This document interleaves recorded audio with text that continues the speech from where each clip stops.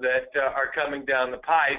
And this slide shows some of the more common types.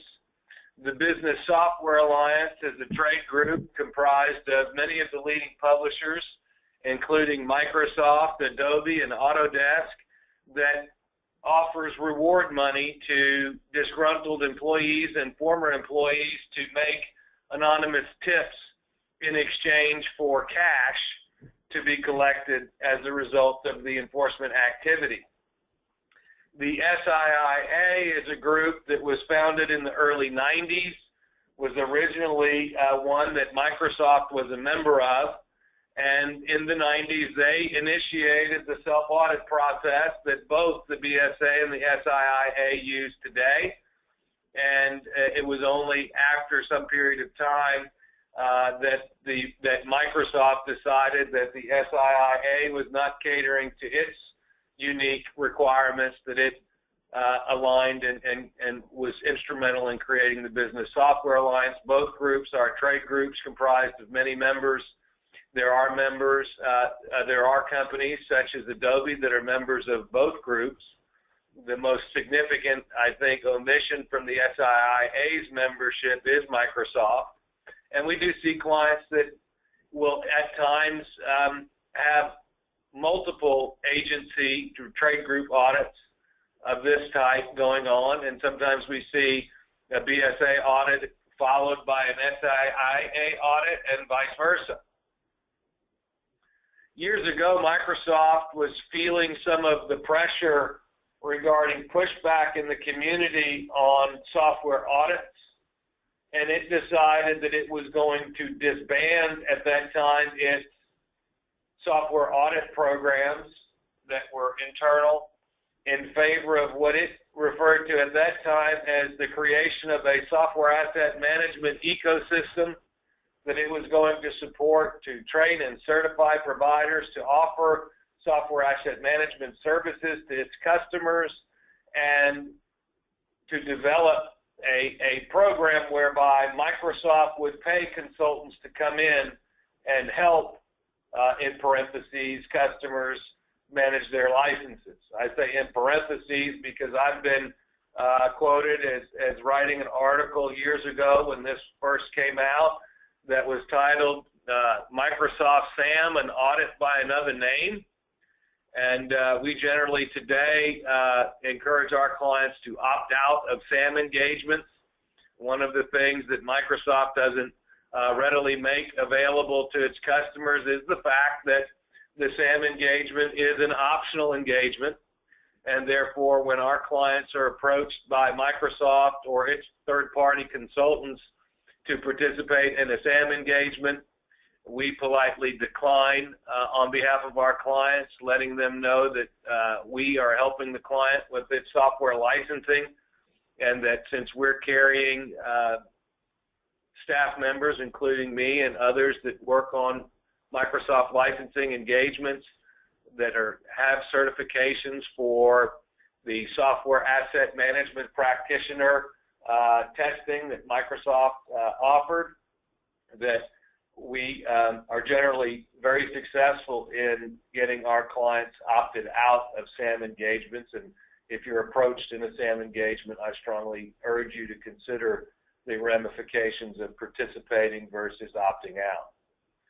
The big publishers, Microsoft and most notably IBM, have significant relationships with the big accounting firms, including KPMG, Deloitte, E&Y, PwC, all of which have what they call contract compliance groups that audit under the contract terms, under what they refer to as an independent role, to check the compliance status of the publisher's customers. And these audits can be very time-consuming, very intrusive. They generally are targeted at mid-size and large enterprise customers, whereas the BSA and SIIA audits are generally a SMB or small business target, and the SAM engagements tend to run toward the mid-market to larger enterprise. Some publishers still focus on internal programs. I would say that the leading example of publisher enforcement programs would be Oracle's LMS group.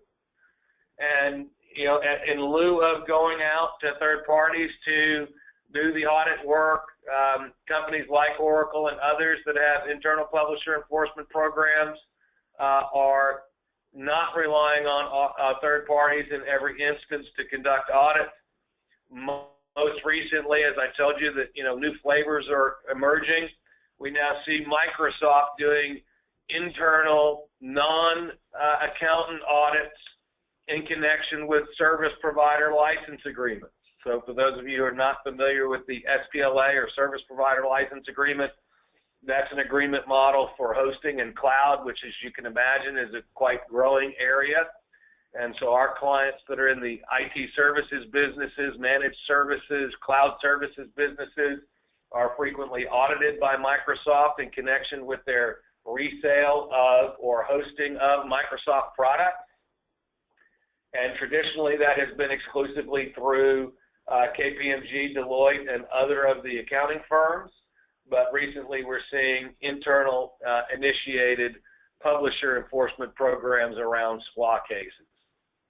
You know, although there are many flavors of software audits and all of them have different subtleties and nuances to them that are very important, there are some commonalities between the different flavors, and one is that the investigation that we're called upon to do in connection with these audits is somewhat similar in that in every case you must be in a position to evaluate the nature of the software, relevant software that's been deployed. There are a number of tools in the marketplace, including Scott & Scott's Compliance Manager software that is capable or are capable of conducting such an inventory. None of them are perfect. They all are flawed in some ways, and primarily because the method by which the publishers write to the registry files of the software that these products interrogate is in many instances inconsistent and in some instances inaccurate in terms of describing the nature of the products installed. As a general proposition, manual reviews of installations or other methods of managing deployed software, for example, by looking at billing records or otherwise, are generally insufficient.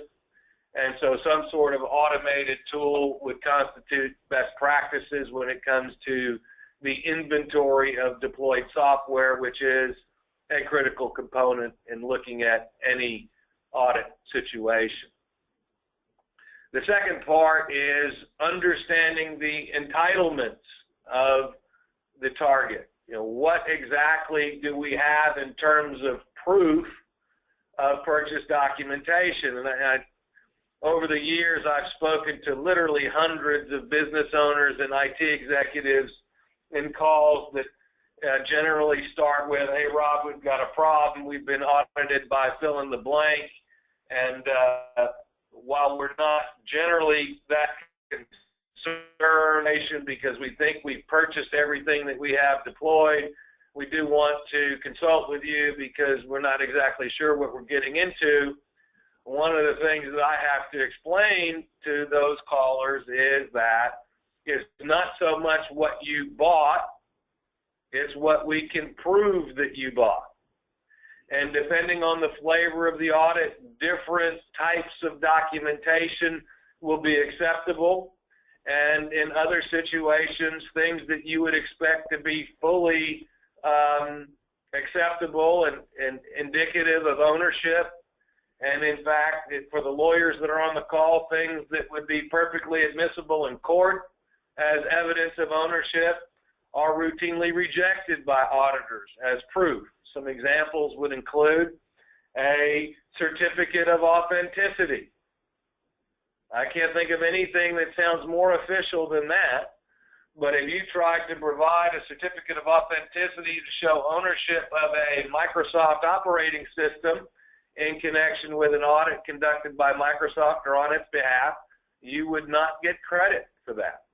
Similarly, end-user license agreements, boxes, media, documentation, all things that would look to evidence a purchase of software, none of which are generally accepted as proof in software audits.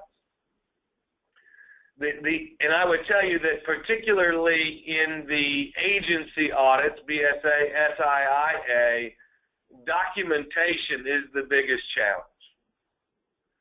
Generally, smaller businesses don't have the resources to preserve and maintain detailed records, and a lack of records with regard to purchases is tantamount to not having licenses in the eyes of the auditors. And so we spend a lot of time helping clients look for alternative ways to document the ownership of the software that they've purchased, where the indicia of ownership, for whatever reason, is no longer in their possession. And in many instances, we'll rely very heavily on vendor records. For example, for those of our clients, many of whom buy through Dell, we're able to pull serial number records, service tag records that through the proper methodology can backtrack you into the software that was installed on those computers. In addition, many of the vendors such as CDW and others, particularly the large account resellers, the LARs, are very good at maintaining records. And surprisingly, vendor records, even in the form of spreadsheets, do constitute good evidence of entitlements in the absence of invoices from those vendors. And so I generally encourage my clients in an investigation to start with the vendor records because those are generally very easy to obtain, either through the vendors themselves in the form of a Microsoft licensing statement, for example, or through the resellers, as I mentioned. One of the biggest challenges that we see is application rules to unique use cases within a particular client environment. And as you can imagine, those of you who are familiar with software licensing, there are many ambiguities in these licensing rules. They're very, very unclear in terms of how they apply, the nature of the use case or the deployment, who's accessing, how it's being used, where it's being used, all can have bearing on whether the license rule applies in a particular way. And so in this situation, while you look at the discovery tool returning the counts and the entitlements reflecting the purchases, it's not a one-to-one analysis. You have to overlay the applicable licensing rules, and in many instances, in order to do that, you have to do what we refer to as a use case or use characterization. And what we mean by use characterization is, for example, how is this server being used? Is this a production server? Is this a test server? Is this a disaster recovery server? Is this a server that customers or third parties are accessing to for commercial hosting purposes? All of these use cases can have a significant bearing on the required licenses and whether or not the entitlements that we see in our analysis actually support the use case. In many instances, we find that clients have one product installed and a different product purchased, or they've got a particular product installed with a particular license type that doesn't fit their use case. In either situation, you have the potential exposure for unlicensed software in connection with an audit. One of the first things that clients ask us to calculate on their behalf is, how much money are we dealing with? You know, it doesn't take a business owner very long to get blurry-eyed with all of the technical jargon and all of the licensing rules and all of the IT speak, and relatively quickly in the conversation they're going to get frustrated and look to me and say, Rob, what are we dealing with from a money perspective? Because in the end, The business owner doesn't care necessarily to fully understand the licensing rules or the audit process. They're trying to get their arms around the money. And so what we are generally charged with doing is translating all of these various factors and this complicated procedural mess into a financial exposure analysis for the client. And we try to do that as early in the case as we possibly can. And the reason that I do that is because the strategy that you develop from a legal perspective in an audit case must have a bearing or relationship to the dollars in controversy. For example, we do not staff or put the same amount of time in a $1 million controversy. We don't staff a $50,000 controversy the same way, nor would we recommend the same strategy necessarily for a case that involves $50,000 to one that involves $1 million. And so in order to develop a smart strategy in connection with audit defense, you must fully understand what the dollars in controversy are. And it's not that easy to do because generally speaking, most software licenses do not clearly identify the resolution metric for a finding of a gap in connection with an audit. And so each flavor generally follows a different formula, and some involve significant look-back periods where others are just based on point in time. Some involve the payment of funds that in part constitute a penalty and in part result in license transfers, and others are just penalty only with no license transfer.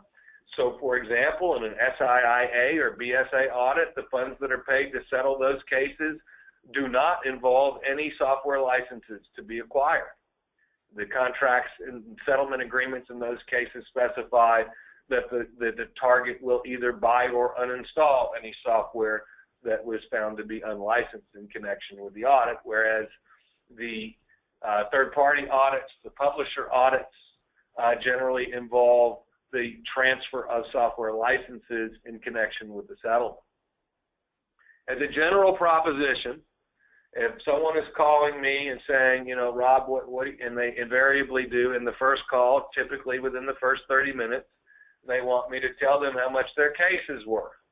You know, what are they dealing with?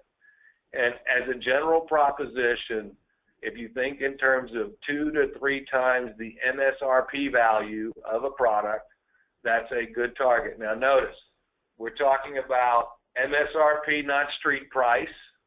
So MSRP is the suggested retail price, and most software products do not sell for MSRP. So this is not street price or replacement cost price.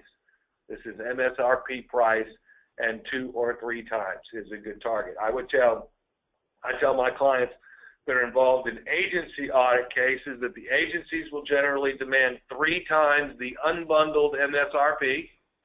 And unbundled is a strategy that I consider to be quite questionable and wholly improper under copyright law, where the publishers, especially Adobe and Microsoft, in connection particularly with Microsoft Office and Adobe Creative Suite, will unbundle the individual components of those products and then apply the individual MSRP of those unbundled products and then multiply times 3 to make their demand.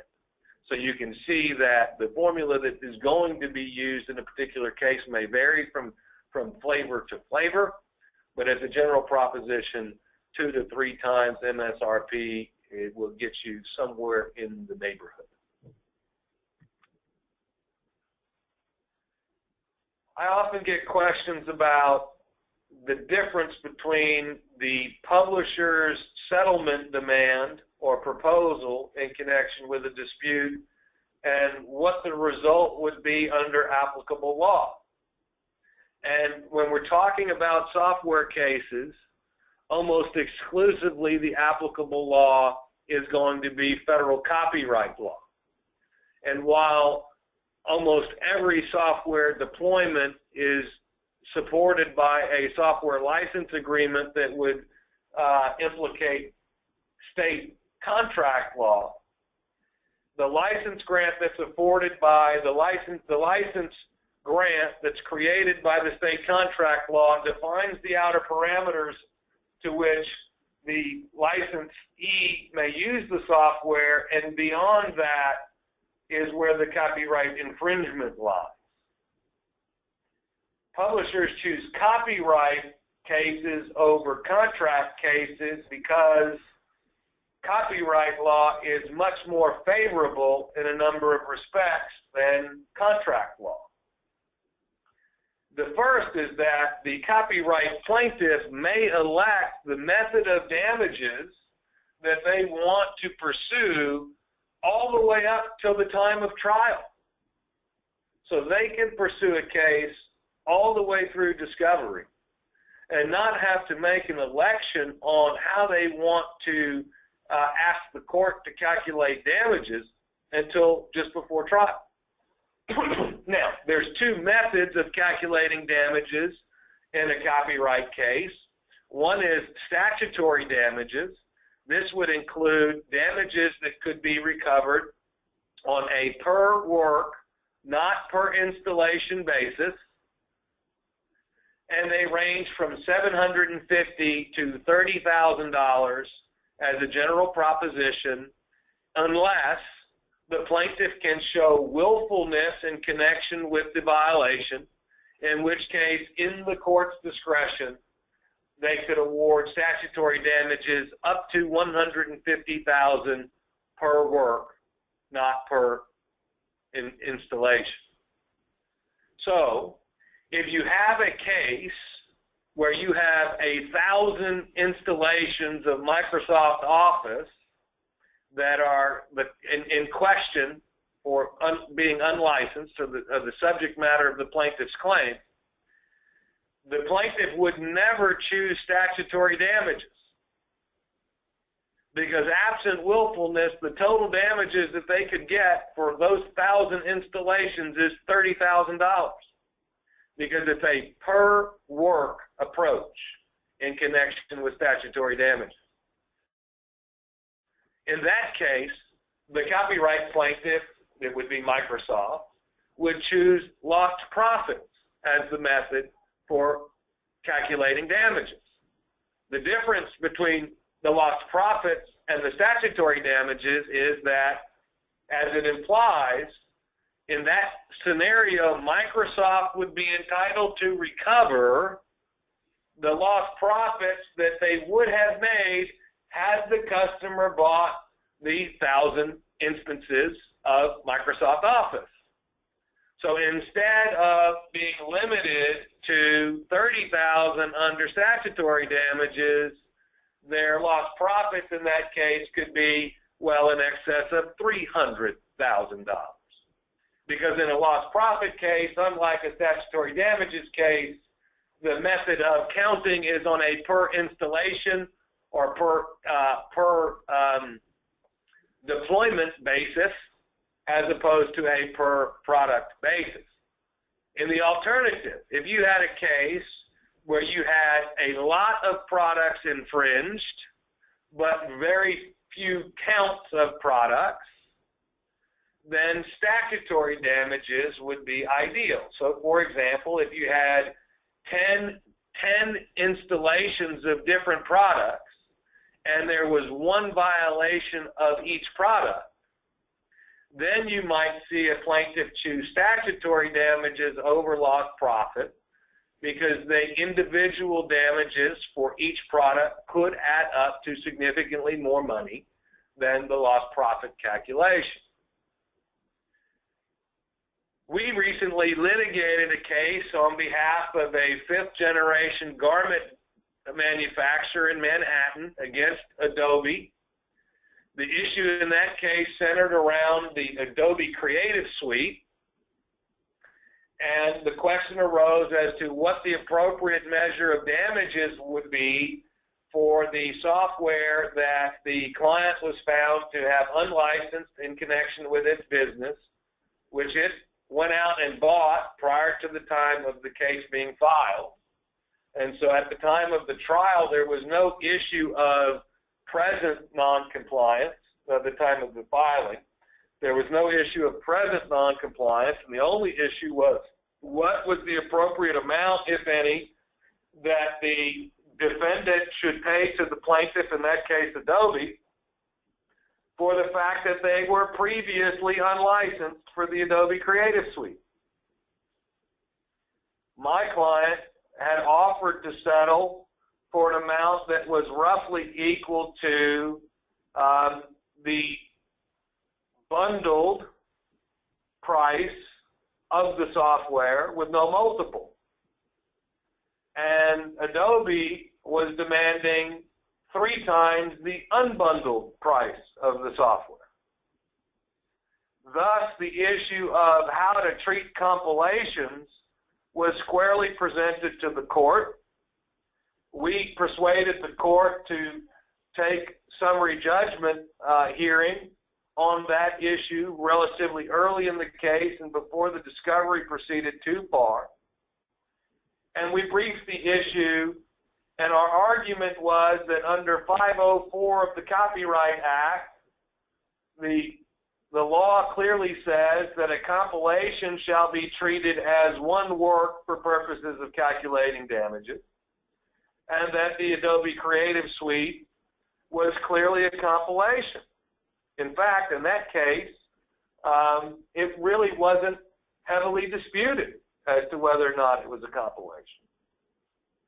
I would submit to you that the law and the facts around Microsoft Office Suite and many other common software bundles would be the same.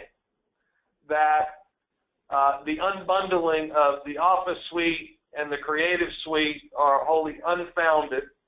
And for the lawyers on the call, I urge you to take a look at the 504 of the Copyright Act, and if you want to do a party search in the Southern District of New York for cases in which Adobe was a party, you may come across the case that I'm referring to, and you can look at the briefing on both sides of that issue. One of the other things that we frequently get involved in helping people understand is how strong is the publisher's case. You know, in handling these cases now for the better part of 12 years, one of the things that I have come to learn is that there is no end to the types of things that publishers will make up in terms of arguments in order to bolster their claims that their clients owe them more money. And some of them are wholly fanciful, completely unsupported by the license agreements or the law, and some of them are very well-founded and what I would call slam dunks from a legal perspective. And so helping clients understand the difference between the aspects of the claim that are wholly made up and weak and would not be persuasive in court versus those that have merit become an important part of why people call us into these disputes.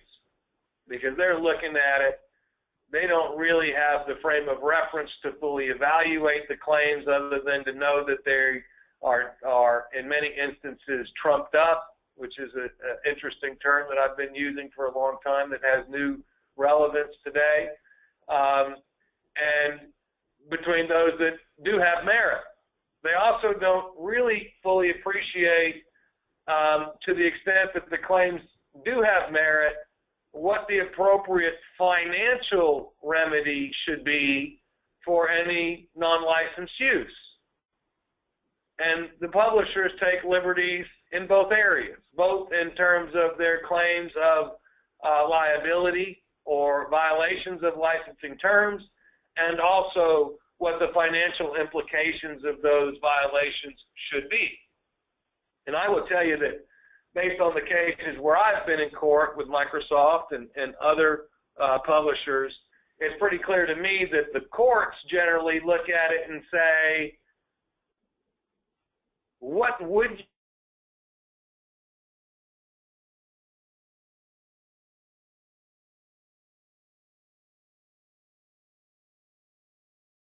minus what they already paid you? And if you think in terms of that kind of a formulation of what damages should be in a software case, you can really understand that in many instances the publishers and their demands for settlement coming out of audit matters are way off base. One of the other difficulties that we face is that as many of these software agreements that I've looked at, and as much as we've developed familiarity with the major publishers' standard forms, there's no end to the ambiguities in these contracts. And when you're dealing with a high-stakes case that turns on an ambiguity, that is a situation that may be rife for litigation.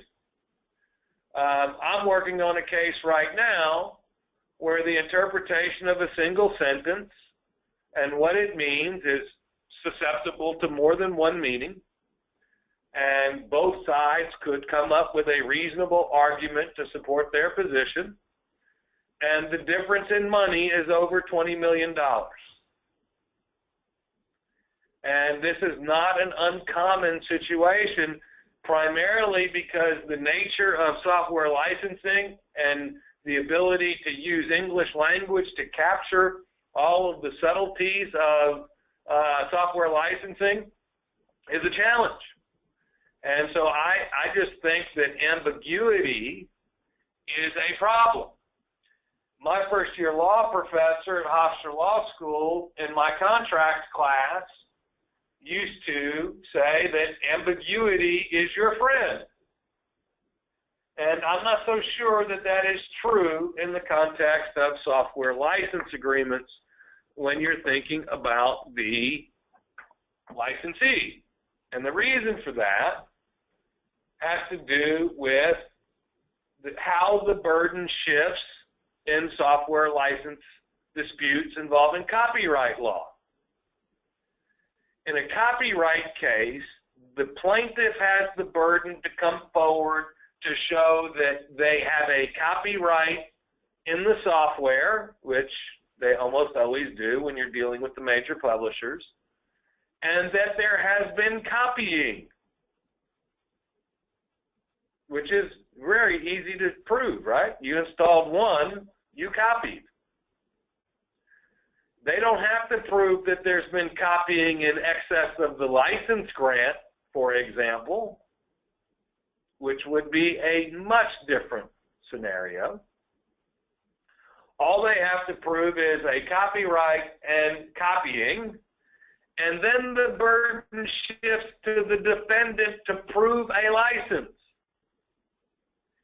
If the proof of the license is the license agreement itself that contains the license grant, and the license grant contains an ambiguity, then as much as I thought highly of Professor Movsesian, he was wrong in the context of saying that ambiguity is your friend, because it's not in a copyright case involving a software license where the grant is ambiguous, because the defendant bears the burden of establishing the license.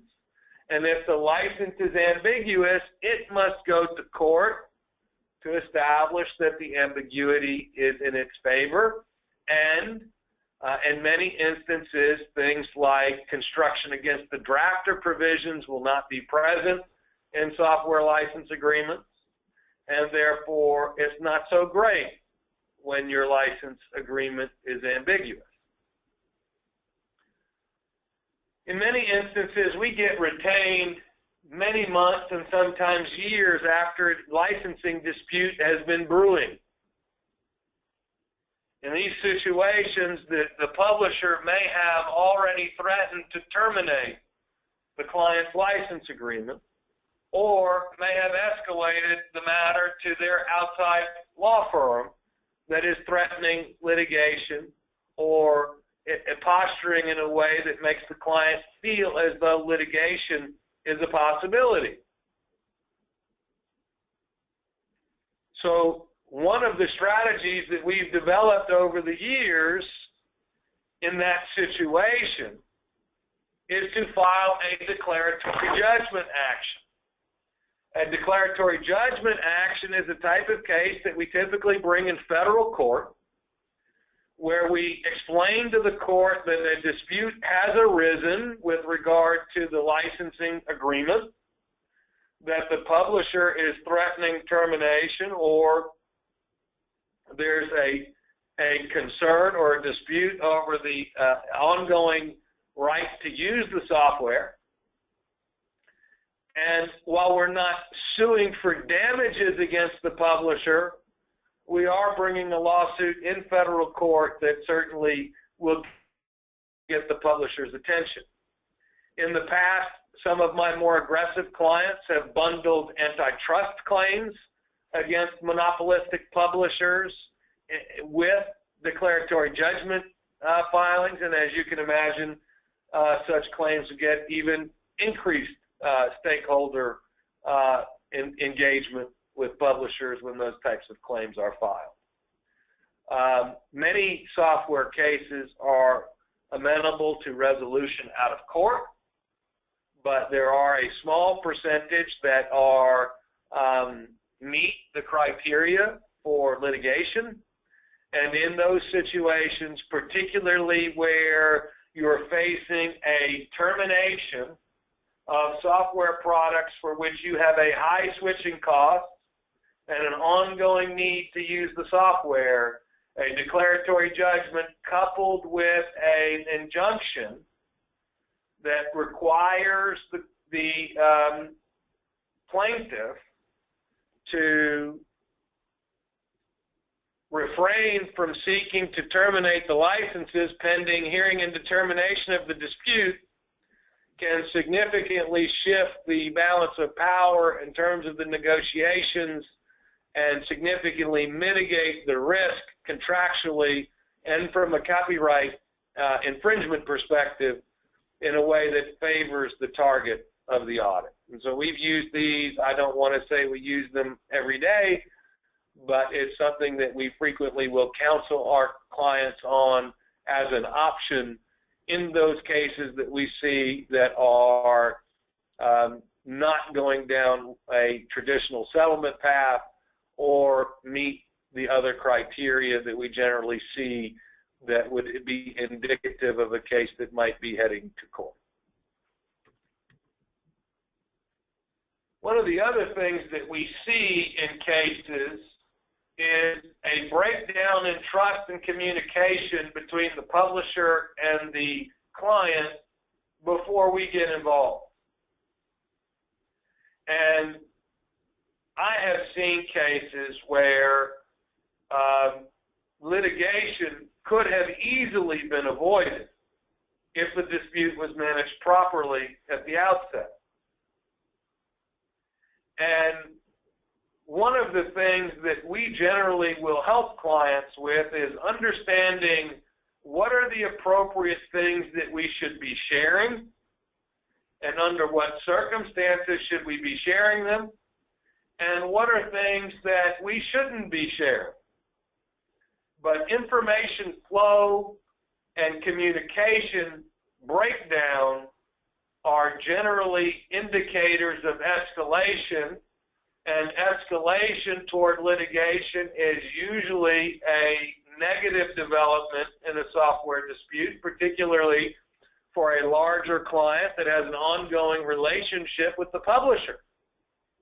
Now, most of the cases that we work on are cases between medium and large corporations that have relationships with the large publishers that are broader than just the particular dispute in question.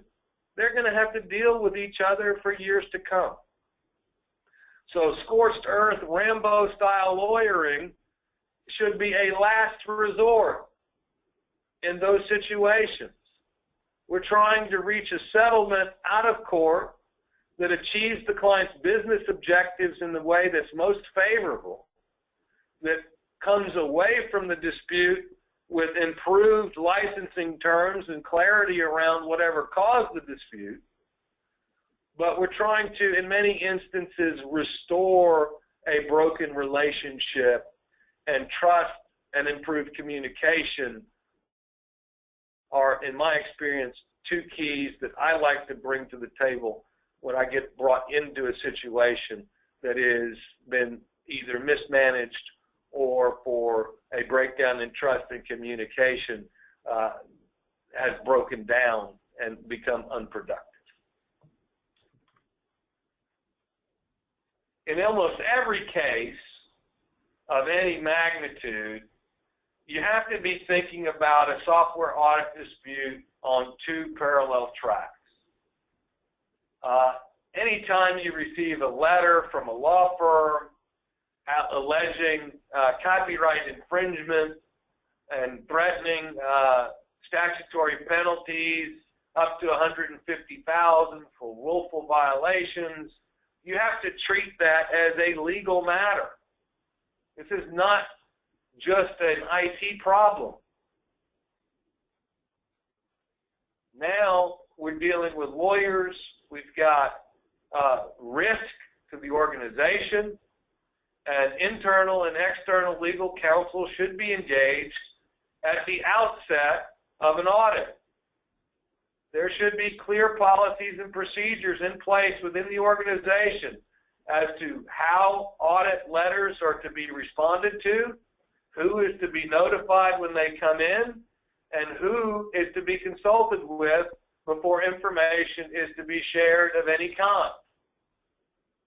That being said, in most instances, we advise our clients to cooperate with audit requests without jeopardizing their legal rights. Now, what does cooperate mean?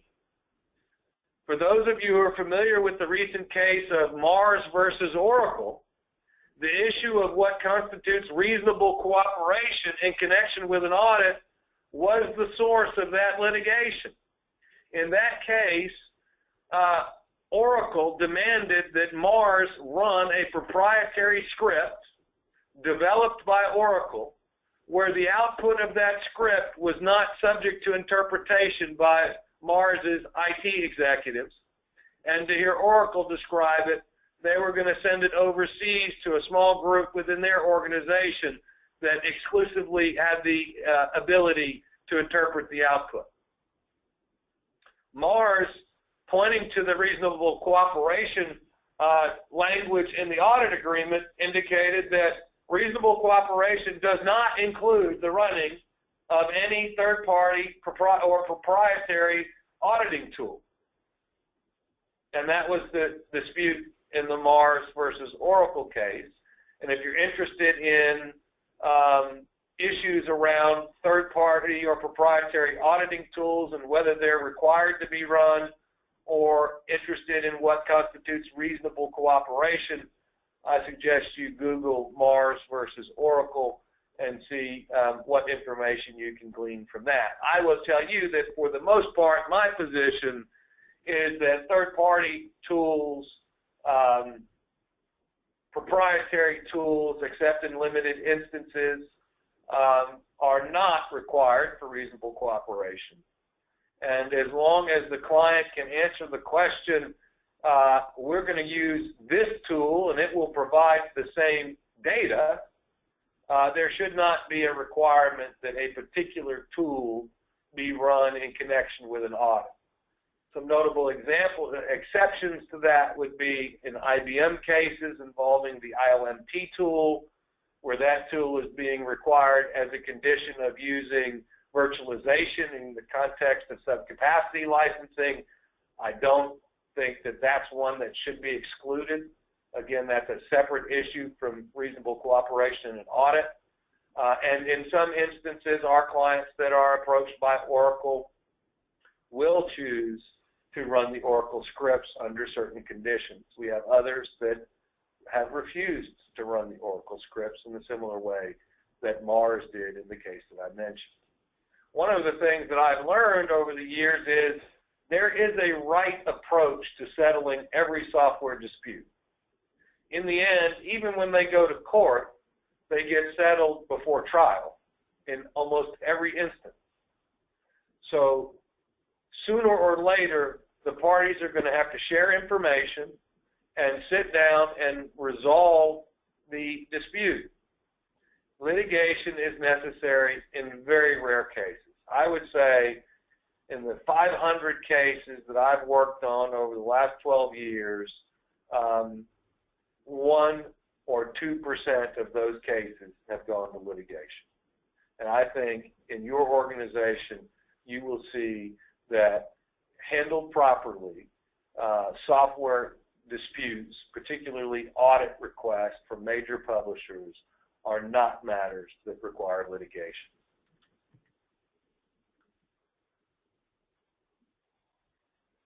One of the things that happens in software audit matters is at the end of the matter, the target is usually writing a check, and there are usually either some license terms or at the very least settlement agreement terms.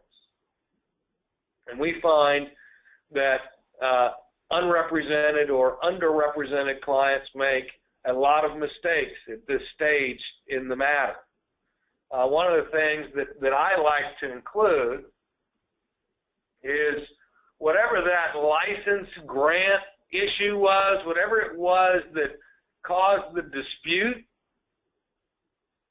to get that cleaned up.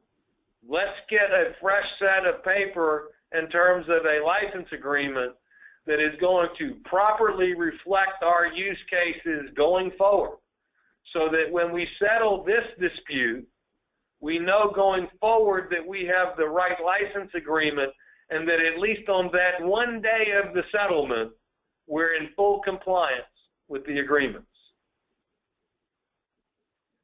So often, clients will rush to settle a dispute without asking the question, if we sign this deal right now, will we be in compliance today? Or are there still issues that are outstanding that may not have come to light yet in connection with this dispute? All of those issues need to be tidied up, and any ambiguities in the license agreement or changes in the licensee, definitions of the enterprise, different use cases about who can access, expansion of geographic territories, all of these issues need to be considered in connection with closing the gaps following an audit and making sure that we have the right paperwork, the right license grants, the right agreement sets going forward. The other thing that seems to be obvious to car accident lawyers and not so obvious to software lawyers is that if you have a dispute and you compromise the dispute and you write a check for that dispute, you get a release of claims related to that dispute. So often, clients will write checks following software audit matters and not demand a release. And so if there's one thing that you can take away from this presentation today to operationalize within your organization or within your practice, it would be get a release, get a release, get a release. The other thing that we routinely ask for coming out of software audits is an audit forbearance period. This would be a period during which the publisher would refrain from exercising its contractual right to perform future audits. And the argument here is, look, guys, this has been an arduous situation for both of us, and we don't want to turn right around and get back into an audit. Particularly for my large enterprise clients that are entering into unlimited license agreements or very broad enterprise agreements for 3-year periods, I generally will ask that the publisher not audit my client during the term of such agreements.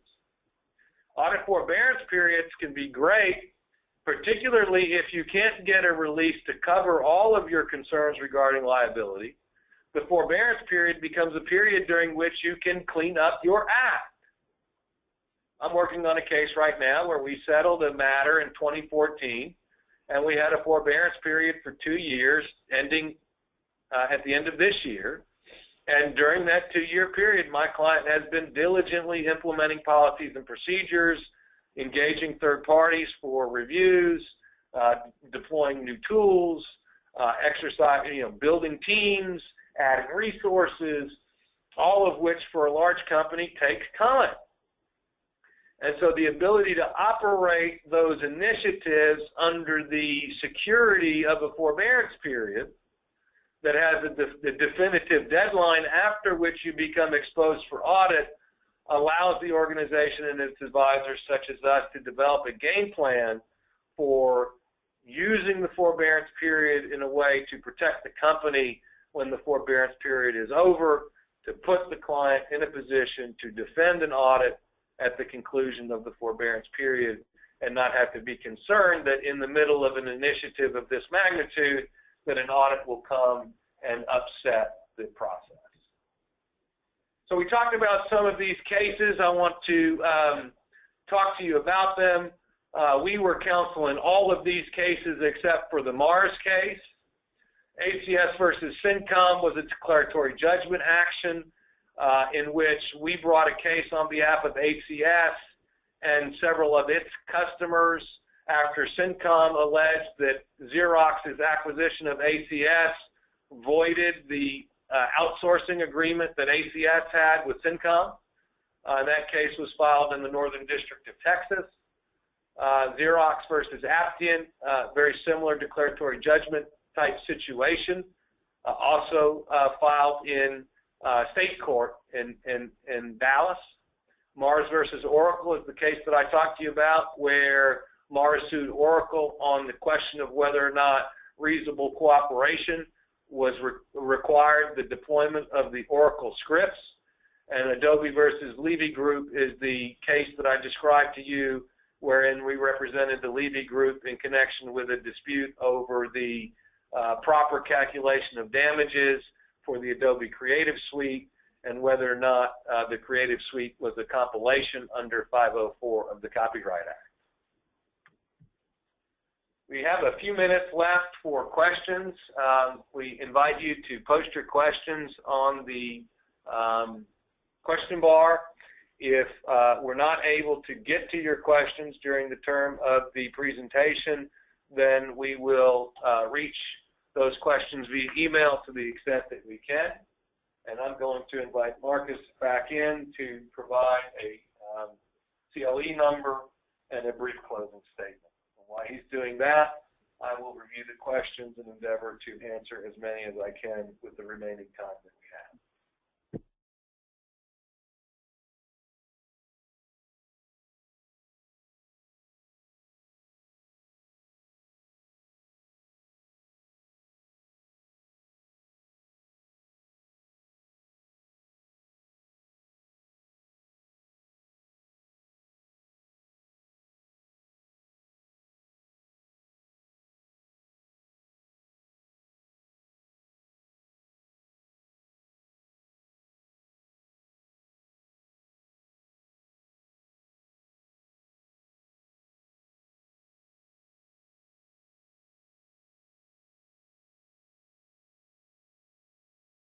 So the first question here that we have is, what are your options if the publisher will not sign a settlement agreement at the end of the audit? I would say the first and principal option that you have is to not to write a check. If your audit results in no exposure, in other words, you're not being asked to write a check, then the need for a settlement agreement is not as significant. But I would say that if a publisher is not prepared to offer you a settlement agreement or at least a close letter, then you should not write the check. Next question. Can we get a copy of the presentation? The answer is absolutely yes. we will send you out in the next couple of days some additional feedback on a request for your feedback in the form of a survey, and we will post the recording online, and you will have access to both the presentation slide deck as well as the audio component of the presentation in the coming days. Next question, do you have case citations for the sample cases? The answer is yes, and we will email those to you for the person that requested that.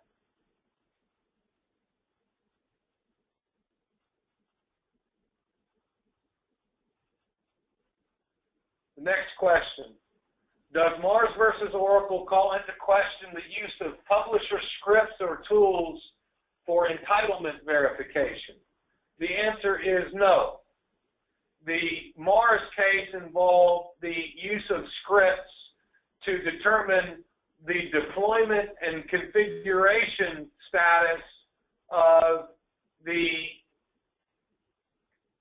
database deployments for Mars. So it didn't involve the use of entitlements, tools for determining entitlements. It involved the question of Oracle LMS scripts to interrogate the deployments and, most importantly, what the configuration options were for the database products that were installed. The next question, what was the outcome of the Mars versus Oracle case? The case was quickly settled shortly after it was filed. And so the documentation that's available on the internet is just about all of the documentation that is contained in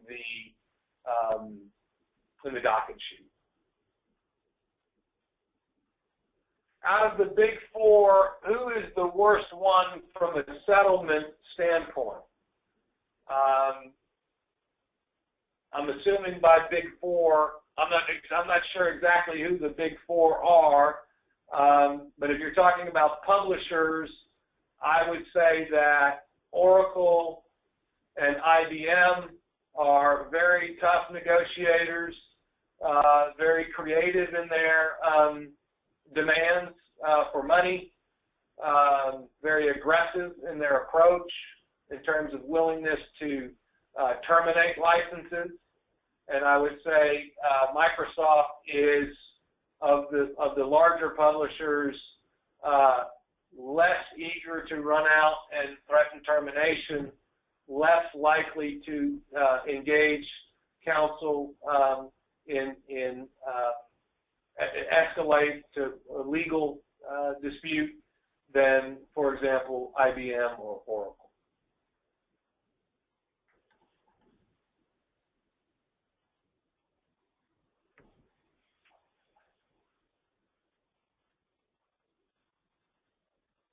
Next question is, will the publisher rely heavily on the third-party auditor's license review final report, even if it's largely inaccurate? This is a fantastic question. The answer is yes, unless the target does an excellent job of documenting the nature of those inaccuracies either prior to or shortly after the handoff of the final report to the vendor. That's why when we deal with third-party auditor cases, we work extremely hard to document and cause the auditors to document every disputed item. And then as soon as the handoff happens, we're constantly telling the publisher, we disagree with all of these findings. We're going to send you documentation on all of the findings that we disagree with. If you don't do that, what happens is, if you wait until after the publisher makes their settlement demand to start raising questions with the audit findings, in my experience, the publishers will say, why didn't you raise that with them before? We're not considering that now. The audit phase of the matter is concluded. So it almost becomes a waiver type situation that they claim. And so it's very important, if you want to have the ability to challenge the inaccuracies in these audit reports, and I will tell you, I've never been in a case where I agreed with their findings. So in every case, this is a requirement. You must do it prior to or shortly after, immediately after the handoff. Thank you, guys. If you have additional questions, please feel free to post them. We will endeavor to answer as many as we can via email. And thank you very much for joining today.